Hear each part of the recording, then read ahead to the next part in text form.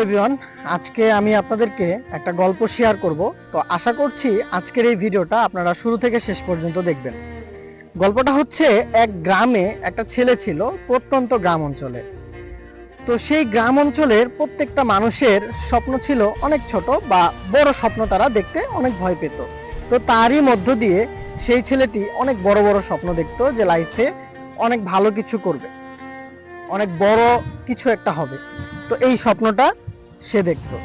যখন তার স্বপ্নের কথা মানুষের কাছে শেয়ার করত, তখন মানুষ তাকে নিয়ে হাসাহাসি করত, ট্রল করত, ফান করত, মজা করত। তো ওই ছেলেটাই সেদিন জেদ ধরে নিজের সফলতা অর্জনের জন্য বা নিজে যে স্বপ্নটা দেখেছিল সেই স্বপ্নকে বাস্তবায়ন করার জন্য, যখন মানুষ ঘুমিয়ে থাকতো, মানুষ যখন ঘুমিয়ে পড়তো, ঠিক ওই সময়টাতে সে তার স্কিল ডেভেলপ করত, নিজেকে প্রস্তুত করত তার স্বপ্নগুলোকে পূরণ করার জন্য, নিজেকে যোগ্য হিসাবে তৈরি করার জন্য।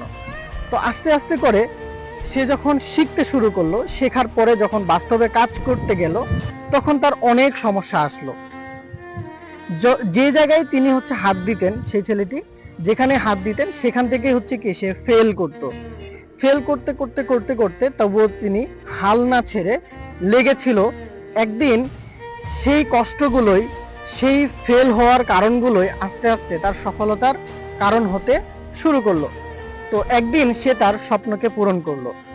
এখন এই যে গল্পটা বললাম, এই গল্পের আসলে হিরোকে, এই গল্পের হিরো হচ্ছে আপনি নিজেই।